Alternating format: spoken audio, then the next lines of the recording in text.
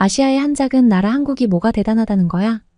부정행위를 저지르고 성적을 올리는 게 분명해. 여기 태국 시골에서 우수한 성적으로 방콕까지 올라와 그 뒤로 영국의 명문대학 옥스포드대에 입학한 한 태국 여대생이 있습니다. 이 여대생은 1등을 놓친 적이 없고 공부가 너무 적성에 맞아 상위권만 달리던 학생이었는데요. 옥스포드 대학의 한 강의실에서 부정행위를 통해 성적을 올리는 것 같은 한국인 유학생들에게 소리를 치고 있습니다. 어떤 사연일지 한번 들어볼까요? 1초만 시간 내서 행운을 부르는 좋아요 눌러주세요. 좋아요는 영상 제작하는데 큰 힘이 되고 있습니다. 저는 태국 북부의 작은 마을에서 태어났어요. 그곳에서는 삶이 천천히 흘러갔죠. 마치 물소가 진흙밭에서 쟁기를 끌고 가는 것처럼요. 우리 마을은 푸른 언덕들로 둘러싸여 있었고 공기는 늘 논밭에서 나는 냄새로 가득했어요. 마을 사람들 대부분은 저희 가족처럼 농사를 지었어요. 부모님은 하루 종일 일하셨고 손은 일 때문에 거칠었어요. 집에 돌아오시면 늘 지쳐 보이셨지만 한 번도 불평하지 않으셨어요. 우리 마을에서는 그게 그냥 삶이었어요. 우리는 가난했지만 어릴 때는 그다지 신경 쓰지 않았어요. 먹을 건 있었고 부모님은 늘 제가 학교에 가도록 해주셨어요. 그런데 점점 나이가 들면서 부모님이 얼마나 힘들게 일하시는지 보이기 시작했어요. 때로는 저를 먹이려고 부모님이 식사를 거르시는 것도 알게 됐어요. 그리고 우리 마을 밖의 세상이 얼마나 다른지 깨닫기 시작했죠. 도시에 사는 사람들은 밭에서 일하지도 않고 먹을 것이 부족할 걱정도 하지 않는다는 걸 알게 됐어요. 어릴 때부터 저는 이 마을에만 머물고 싶지 않다는 걸 알고 있었어요. 가족과 제가 자란 곳을 사랑했지만 더 많은 것을 원했죠. 공부하고 가능한 한 많이 배우고 싶었어요. 아버지는 늘 교육이 더 나은 삶으로 가는 길이라고 말씀하셨어요. 말리 손으로만 일하지 말고 머리를 써야 해. 아버지는 지식이 모든 걸 바꿀 수 있다고 믿으셨어요. 학교에서 저는 잘했어요. 선생님들은 저를 늘 칭찬하셨어요. 똑똑한 아이고 미래가 밝다고요. 그 말을 듣는 것도 좋았지만 제가 더 좋아한 건 배우는 거였어요. 책 읽기, 수학 문제 풀기, 글쓰기를 정말 좋아했어요. 새로운 걸 배울 때마다 더 큰 세상으로 나아가는 문이 열린 것 같았어요. 저는 지식에 굶주렸고 그게 저를 어디로 데려갈지 알고 싶었어요. 초등학교를 마치고 나서 아버지가 큰 결정을 내리셨어요. 저를 방콕으로 보내 공부시키기로 하신 거예요. 그건 우리 가족에게 큰 위험이었어요. 돈이 많지 않았고 저를 도시에 보내는 건 학비, 책값, 교통비 등 많은 비용이 더 드는 일이었으니까요. 하지만 아버지는 굳게 믿으셨어요. 도시에서 좋은 교육을 받으면 농사일에서 벗어나 더 나은 미래를 찾을 수 있을 거라고요. 아버지는 제 학비를 대기 위해 땅 일부를 파셨어요. 큰 희생이었지만 아버지는 말씀하셨어요. 말리, 이건 너의 기회야. 낭비하지 마라. 방콕은 제가 전에 본 적 없는 곳이었어요. 처음 도착했을 때 압도당하는 느낌이었어요. 소음, 군중, 높은 빌딩들 모두가 조용한 우리 마을과는 너무 달랐어요. 너무 큰 곳에서 저는 작고 길을 잃은 기분이었어요. 하지만 동시에 흥분되기도 했어요. 방콕은 기회로 가득했고 저는 그 기회를 하나도 놓치지 않기로 결심했어요. 방콕에서의 학교 생활은 도전적이었어요. 다른 학생들은 경쟁심이 강했고 그들 중 많은 학생이 부유한 가정에서 자랐어요. 그들은 가정교사도 있었고 값비싼 교과서와 공부를 도와줄 컴퓨터도 가지고 있었어요. 처음에는 내가 여기에서 적응할 수 있을까 걱정했어요. 저는 그런 자원도 없었고 따라갈 수 있을지 확신이 없었어요. 하지만 포기하지 않았어요. 저는 늦은 밤까지 도서관에서 공부했고 아무리 힘들어도 절대 포기하지 않았어요. 조금씩 저는 두각을 나타내기 시작했어요. 선생님들은 제 성실함을 알아봐 주셨고 성적도 점점 좋아졌어요. 한 학년이 끝날 무렵 저는 반에서 1등을 했어요. 믿을 수가 없었어요. 처음엔 길을 잃은 것 같았던 제가 이제 학교에서 가장 뛰어난 학생 중 하나가 된 거예요. 그 순간은 저에게도 우리 가족에게도 자랑스러운 순간이었어요. 특히 아버지는 정말 자랑스러워 하셨어요. 방콕에서 제가 얼마나 잘하고 있는지 누구에게나 자랑하셨죠. 거기서 멈추지 않았어요. 저는 최고가 되고 싶었어요. 더 열심히 공부하고 전국 시험에도 도전했어요. 쉽지는 않았지만 저는 결심했어요. 제 가족, 우리 마을, 그리고 제 자신에게 제가 큰 일을 해낼 수 있다는 걸 보여주고 싶었어요. 그리고 믿기지 않는 일이 일어났어요. 전국 시험에서 1등을 한 거예요. 그 순간은 절대 잊을 수 없을 거예요. 결과를 봤을 때 저는 울었어요. 이렇게 열심히 노력한 게 헛되지 않았다는 증거가 눈앞에 있었어요. 선생님들도 축하해 주셨고 가족은 기쁨에 겨웠어요. 마치 큰 상을 받은 것 같았지만 저는 이게 시작일 뿐이라는 걸 알고 있었어요. 몇 달 후 진짜 상이 찾아왔어요. 옥스퍼드 대학교에서 합격 통지서를 받은 거예요. 믿을 수가 없었어요. 세계 최고의 대학 중 하나인 옥스퍼드에서 저를 원한다니요. 작은 마을 출신의 저를요. 저는 그 편지를 몇 번이고 읽었어요. 손이 떨릴 정도로 흥분됐어요. 이건 정말 평생 한 번 올까 말까 한 기회였어요. 우리 가족은 기뻐 어쩔 줄 몰랐어요. 온 마을이 저의 성공을 자기 일처럼 축하해 주었죠. 마을 사람들은 제 명예를 위해 파티를 열어주셨어요. 음악, 음식, 춤으로 가득한 파티였죠. 이웃 마을에서도 저를 축하하려고 사람들이 왔어요.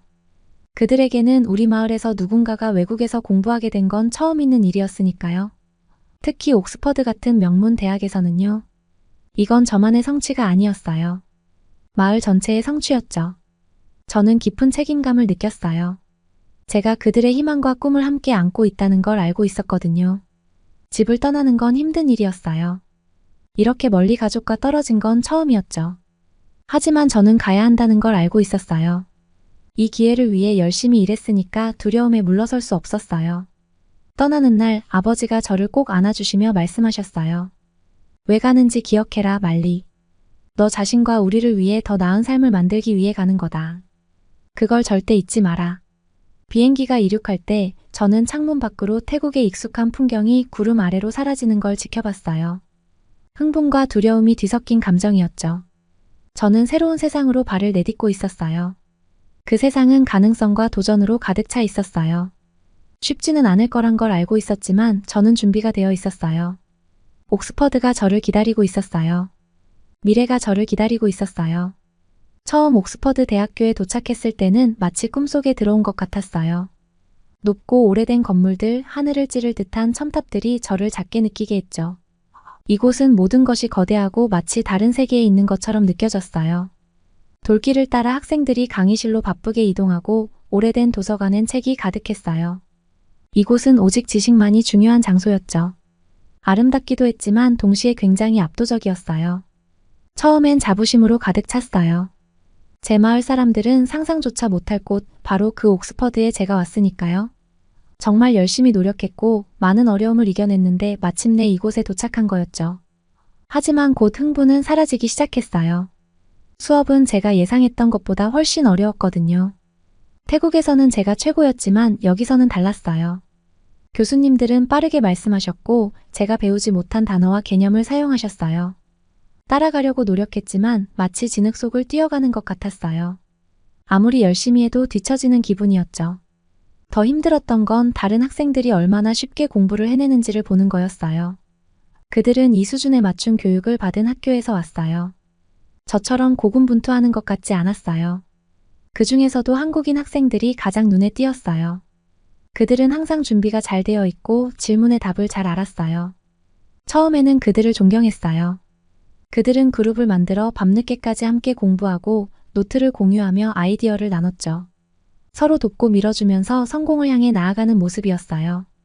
저도 그런 팀의 일원이 되고 싶었지만 어떻게 말을 꺼내야 할지 몰랐어요. 대신 저는 혼자 공부하며 하루하루 더 고립되는 기분이었어요. 그러다 그 존경심은 점점 어두운 감정으로 변하기 시작했어요. 도대체 그들이 어떻게 그렇게 잘할 수 있는지 이해할 수 없었어요.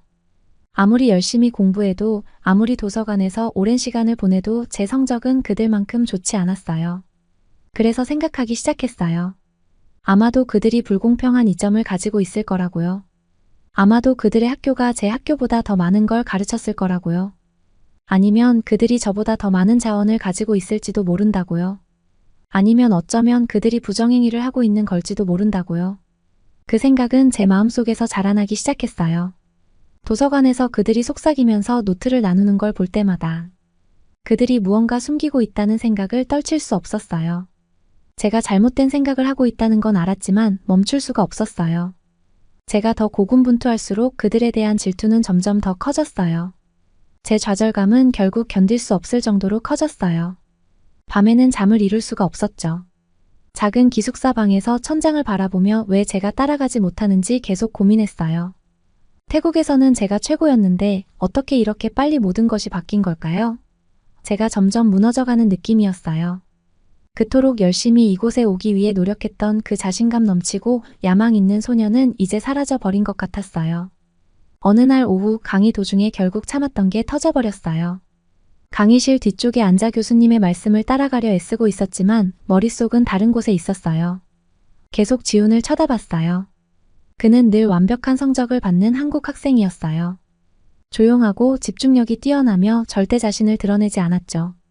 하지만 저는 그가 학급에서 가장 뛰어난 학생 중 한 명이라는 걸 알고 있었어요. 그가 노트를 적는 걸 보면서 무언가 제 안에서 끊어졌어요. 불공평해. 말이 제 입에서 튀어나왔어요. 방은 순식간에 조용해졌고 모든 시선이 저에게 향하는 걸 느낄 수 있었어요. 가슴이 쿵쾅거리며 뛰었지만 이제 물러설 수 없었어요. 너희들은 불공평한 이점을 가지고 있어. 목소리가 떨렸어요. 나는 너희들이 부정행위를 하고 있는 걸 알아. 지우는 고개를 들고 평온한 얼굴로 저를 쳐다봤어요.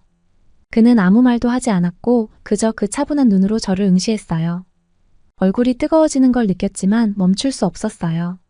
좌절감, 질투, 잠 못 이룬 밤들이 모두 쏟아져 나왔어요. 너희들은 서로 답을 공유하면서 함께 공부하잖아. 그래서 성적이 좋은 거야. 불공평해.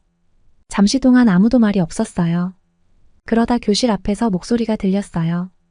에밀리였어요. 영국 학생 중 한 명이었죠. 말리, 그녀는 조용히 말했어요. 네가 오해하고 있는 것 같아. 저는 그녀를 쳐다봤어요. 손은 주먹을 꽉 쥐고 있었죠. 그녀는 화난 게 아니라 그냥 차분했어요. 한국 학생들은 부정행위를 하지 않아. 그녀가 말했어요. 그들은 그저 함께 일하는 법을 배운 거야. 그게 그들의 문화이고 교육 시스템의 일부야. 우리처럼 서로 경쟁하는 게 아니라 서로 돕고 있는 거야. 그녀의 말은 제 가슴을 세게 때렸어요. 화가 사라지고 차가운 공허함이 밀려왔어요.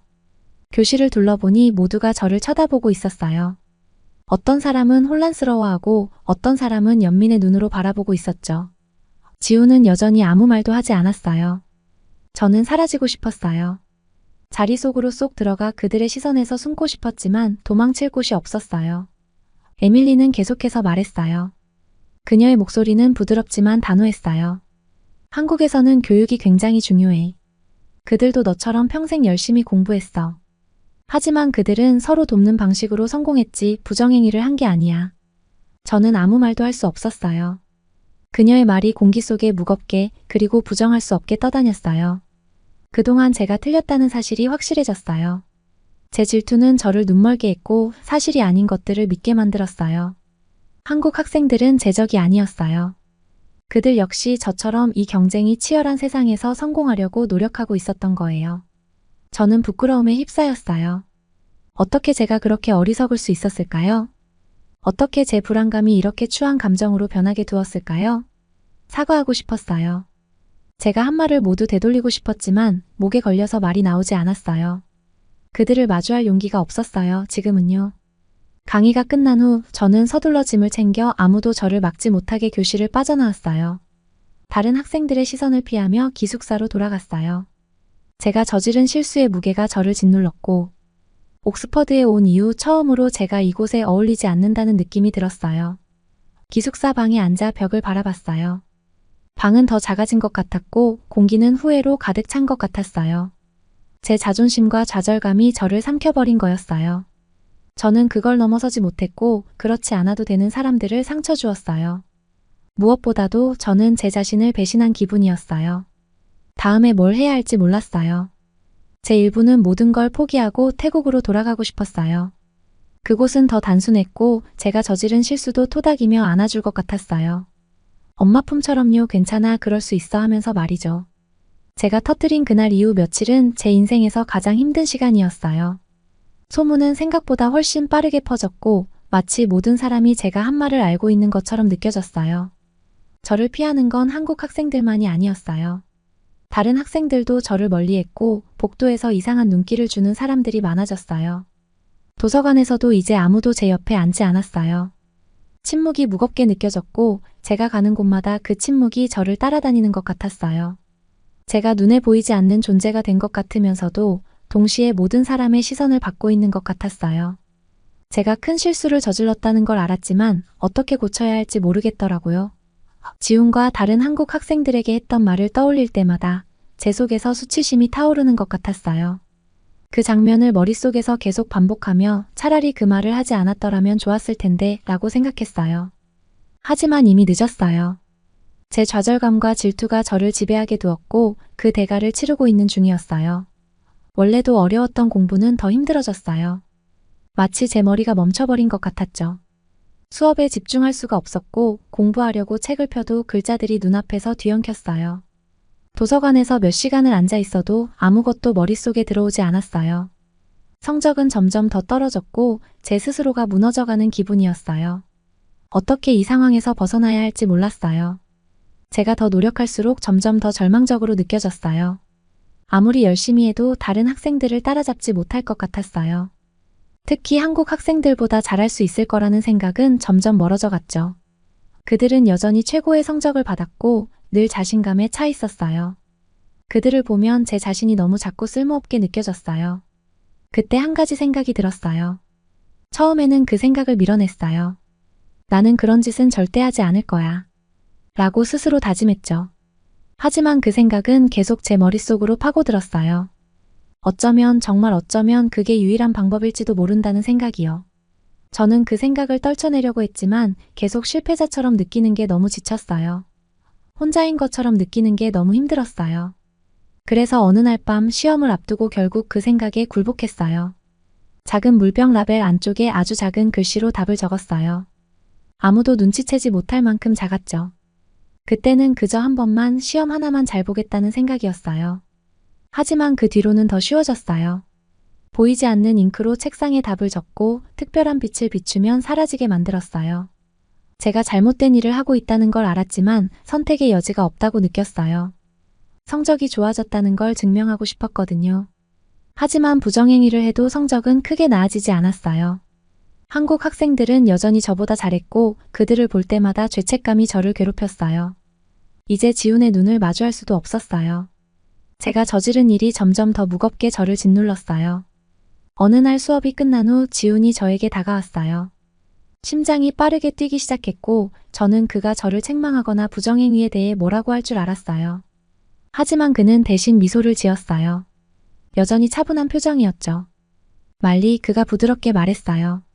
공부 도와줄까? 그의 제안에 너무 놀라서 아무 말도 할 수 없었어요. 제가 그렇게 했는데도 왜 그가 저를 도와주려는지 도저히 이해할 수 없었어요. 속으로 의심이 들기 시작했어요. 혹시 부정행위에 대해 알고 있는 걸까? 무슨 속셈이 있는 걸까? 하지만 그의 얼굴에는 화도 판단하는 표정도 없었어요. 그저 친절했어요. 왜 저를 도와주는 거예요? 저는 결국 떨리는 목소리로 물었어요. 그가 베푸는 친절을 받을 자격이 없다는 생각이 들었어요. 지훈은 여전히 미소를 지으며 어깨를 으쓱했어요. 너는 이보다 더 잘할 수 있다는 걸 아니까. 우리 모두에게 어려운 순간이 있어.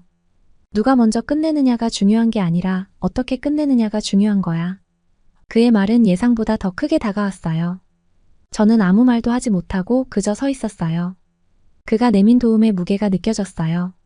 그는 저에게 화난 것도 아니었고 저를 판단하지도 않았어요. 그저 돕고 싶었을 뿐이었어요. 그 친절이 너무나도 뜻밖이었고 제가 했던 모든 일을 떠올리면 더 괴로웠어요. 그날 밤 저는 잠을 이루지 못했어요. 지훈의 말이 머릿속에서 계속 맴돌았고 그동안 짊어지고 있던 죄책감과 뒤섞였어요. 마치 제가 스스로 파놓은 구덩이 속으로 더 깊이 빠져들어가는 느낌이었어요. 결국 아버지에게 전화를 걸기로 했어요. 아버지의 목소리를 듣고 싶었고 고향의 위안을 느끼고 싶었어요. 아버지가 저에게 괜찮다고 말해줄 거라고 생각했어요. 세상이 불공평하다고 제가 부당하게 대우받았다고 위로해줄 줄 알았죠. 전화를 받으신 아버지 뒤로 익숙한 마을 소리가 들렸어요. 개들이 짖는 소리, 나무 사이로 부는 바람 소리. 그 소리들이 제 가슴에 향수를 불러일으켰어요. 아버지, 저는 거의 속삭이듯 말했어요. 저는 모르겠어요. 실패한 것 같아요. 모든 게 너무 힘들고 도저히 따라갈 수 없어요. 다른 학생들, 특히 한국 학생들이요. 그들은 저보다 훨씬 잘해요. 저 어떻게 해야 할지 모르겠어요. 아버지의 위로를 기대했지만 그런 말은 나오지 않았어요. 대신 아버지는 한참 동안 침묵을 지키셨어요. 그리고 마침내 말씀하셨을 때 목소리는 차분하면서도 단호했어요. 말리, 세상이 항상 공평한 건 아니야. 하지만 너 자신에게 솔직해져야 해. 여기까지 왔으니 포기하거나 쉬운 길로 가려 하지 마라. 어려움에 맞서야지. 도망가면 안 된다. 아버지의 말은 저를 세게 때렸어요. 저는 아버지가 저를 감싸줄 거라고, 제가 느끼는 감정이 괜찮다고 말해줄 거라고 기대했는데 그 대신 진실을 말하고 있었어요. 그 진실이 아프더라도 말이죠. 아버지는 계속 말씀하셨어요. 네가 운으로 옥스퍼드에 온 게 아니야, 말리. 너는 열심히 노력해서 여기까지 온 거야. 그리고 내 주변 사람들도 널 믿었으니까 가능했던 거고. 그런데 지금 쉬운 길을 선택하면 너 자신만 속이는 거야. 너는 그보다 나은 아이잖아. 아버지의 말을 들으며 눈물이 차올랐어요. 아버지가 옳다는 걸 알았어요. 제가 왜 옥스퍼드에 왔는지 잊어버린 거였어요. 두려움과 질투가 제 머릿속을 차지하게 내버려뒀고 그 결과 끔찍한 선택들을 했어요. 아버지의 말이 모든 걸 해결해주진 않았지만 제가 필요한 명확함을 주었어요. 더 이상 부정행위를 할 수는 없었어요. 제 자신에게 거짓말을 할 수 없었어요. 성공하고 싶다면 올바른 길로 가야 한다는 걸 알았어요. 비록 그 길이 힘들더라도요. 전화를 끊고 나니 이상한 감정이 들었어요. 슬픔과 죄책감이 있었지만 지금부터라도 다시 시작하는 마음을 갖고 나쁜 마음을 하나씩 접어보기로 했어요. 쉽지는 않겠지만 제가 시골에서 공부하며 꿈조차도 꿀 수 없었던 대학에 저는 지금 와 있고 누군가는 이조차도 이루기 위해 발버둥치며 애쓰고 있다는 생각을 하니 여기서 다 포기해야겠다는 생각보다는 더 잘해보고 싶다는 생각으로 채웠어요. 전화를 끊고 나니 아버지의 말씀이 계속 머릿속에 맴돌았어요. 아버지는 말이 많으신 분은 아니지만 한마디 한마디에 담긴 지혜는 쉽게 무시할 수 없었죠. 저는 침대 가장자리에 앉아 벽을 바라봤어요. 마음은 죄책감과 후회로 무거웠어요. 제가 저지른 일들, 부정행위, 질투, 분노 이 모두가 점점 더 깊이 제게 다가오는 것 같았어요. 말리야, 우리 마을이 어떻게 살아남았는지 기억하니? 아버지가 말씀하셨죠. 그 말씀이 마치 고향의 논밭 사이로 부는 바람 소리처럼 멀지만 또렷하게 들렸어요. 저는 우리 마을을 떠올렸어요. 작고 소박한 집들, 푸른 논밭, 그리고 사람들이 서로 가진 것을 나누며 함께 일하는 모습들. 아버지는 제가 잊고 있던 걸 상기시켜 주셨어요. 우리가 남들에게, 특히 한국에게서 받은 도움을요. 한국. 그동안 그 나라에 대해 별로 생각해 본 적 없었어요. 그저 멀리 떨어진 다른 나라일 뿐이었죠. 제 인생과는 별로 관련이 없다고 생각했어요. 그런데 아버지의 말씀을 듣다 보니 한국이 우리 마을에 얼마나 큰 변화를 가져왔는지에 대한 이야기가 떠올랐어요. 어릴 때 우리 마을은 먹을 것을 충분히 재배하지 못했어요. 땅이 척박했고 우리가 쓰던 옛날 농업 방식으로는 부족했죠. 그런데 한국의 농업 전문가들이 와서 새로운 방법과 도구를 가르쳐 줬어요. 아버지와 다른 농부들에게 땅을 어떻게 개선하고 현대적인 기술을 사용해 수확량을 늘리는 법을 가르쳐 준 거예요. 그때는 그게 우리 삶을 얼마나 크게 바꿨는지 이해하지 못했어요. 제가 너무 어렸고 그 차이를 느끼기에는 아직 경험이 부족했으니까요. 그런데 지금 돌이켜보니 그 변화가 있었기에 우리가 가난에서 벗어날 수 있었던 거였어요. 그 덕분에 아버지가 저를 방콕에 보내 공부시킬 수 있었고 제가 옥스퍼드에서 공부할 기회도 얻을 수 있었죠. 그런데 지금 저는 한국 학생들에게 분노와 질투를 느끼고 있었어요. 그들이 제 약점을 드러내는 것처럼 보였으니까요. 아버지의 말씀은 마치 제가 몰랐던 문을 열어주는 열쇠 같았어요. 저는 제 문제에만 집중한 나머지 더 큰 그림을 보지 못하고 있었던 거예요. 그 한국 학생들은 제 적이 아니었어요. 저처럼 여기까지 오기 위해 열심히 노력한 사람들이었죠. 그들의 여정이 저와 다를지라도 그들이 제 문제의 원인은 아니었어요. 제 분노는 잘못된 곳을 향하고 있었던 거예요. 깊은 수치심이 밀려왔어요. 제 불안감을 쓴맛으로 바꿔버렸고 그로 인해 다른 사람들을 상처 주었죠. 지훈을 떠올렸어요. 그가 저에게 어떻게 친절을 베풀었는지 생각났어요. 제가 그렇게 행동했음에도 불구하고요. 그는 저에게 아무것도 빚진 게 없었지만 그럼에도 제가 자격이 없을 때조차 친절을 보여줬어요. 다음 날 아침 저는 조금 마음이 가벼워졌지만 무엇을 해야 할지 분명히 알게 됐어요. 제 실수를 되돌릴 수는 없었지만 상황을 바로잡을 수는 있었어요. 이제 제 문제에서 도망치지 않고 직면할 때였어요. 그날 오후에 도서관에 갔어요. 심장은 쿵쾅거렸고 저는 지훈을 찾기 위해 책상 사이를 걸어 다녔어요. 그는 다른 한국 학생들과 함께 조용히 공부하고 있었어요. 잠시 멈춰섰어요. 혹시 그들이 제 말을 들어주지 않으면 어떡하지? 혹시 저를 용서하지 않으면? 그런데 아버지의 말씀이 떠올랐어요. 우리가 함께했기 때문에 살아남았지. 그 말씀이 저에게 첫 발걸음을 내디딜 용기를 줬어요. 저는 천천히 그들 쪽으로 다가갔어요. 죄책감이 저를 짓누르는 것 같았어요. 지훈이 고개를 들어 늘 그렇듯 차분한 표정으로 저를 바라봤어요. 다른 학생들도 저를 힐끗 쳐다봤지만 아무도 말은 하지 않았어요. 지훈, 저는 거의 속삭이듯 말했어요. 잠깐 얘기할 수 있을까? 그는 고개를 끄덕이며 저와 함께 도서관 한쪽 조용한 곳으로 걸어갔어요. 손은 떨리고 있었고 적절한 말을 찾기 힘들었어요. 미안해, 저는 떨리는 목소리로 말했어요. 내가 했던 말들, 그리고 행동했던 것들 정말 미안해. 내가 좌절했었지만 그건 핑계가 안 돼. 잘못했어. 너한테 책임을 돌린 건 내 실수였어. 지우는 한동안 저를 가만히 바라봤어요.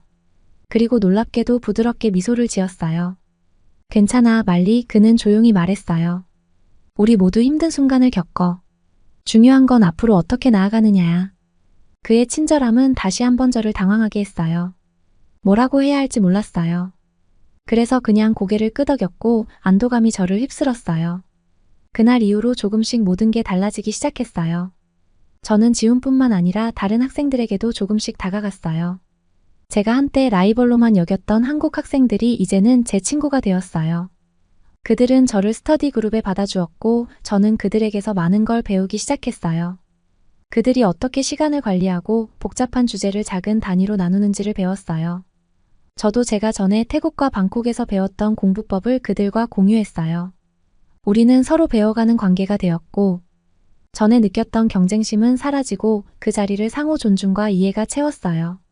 몇 주가 지나자 제 성적도 조금씩 나아지기 시작했어요. 물론 여전히 힘든 순간이 있었지만 이제는 혼자 싸우고 있다는 느낌이 들지 않았어요. 저는 고향을 떠난 이후로 잃었던 공동체 의식을 다시 찾은 것 같았어요. 아버지가 그날 통화 중에 하셨던 말씀이 자주 떠올랐어요. 한국이 우리를 도왔을 때 우리가 가장 필요했지. 그들은 우리의 적이 아니야. 그 말이 제 마음에 남아 있었고, 인생은 다른 사람들과 경쟁하는 게 아니라 함께 일할 방법을 찾는 것이라는 걸 다시 상기시켜줬어요. 제 분노와 질투가 그 진실을 보지 못하게 했지만 이제는 분명하게 보였어요. 이제 옥스퍼드는 더 이상 넘기 힘든 산처럼 느껴지지 않았어요. 여전히 도전적인 곳이었지만 이제는 그 도전에 맞설 수 있는 도구와 지원이 있었어요. 더 이상 혼자가 아니었고 그게 모든 걸 바꿨어요. 옥스퍼드에서의 제 여정은 예상치 못한 방향으로 흘러갔지만 결국 그 여정은 학문적인 성공보다 훨씬 더 중요한 걸 가르쳐줬어요. 진정한 강함은 혼자 최고가 되는 데서 나오는 게 아니라 다른 사람들과 함께 성장하고 어려운 순간에 서로를 도울 때 나온다는 걸 배웠어요. 해가 저무는 캠퍼스를 걸으며 아버지의 말씀이 다시 떠올랐어요. 우리가 함께했기 때문에 살아남았지. 그 말은 단순히 우리 마을에 관한 게 아니었어요. 그건 인생 그 자체에 대한 말씀이었죠. 그리고 저는 그 가르침을 옥스퍼드를 떠난 후에도 오래도록 간직할 거라는 걸 알았어요.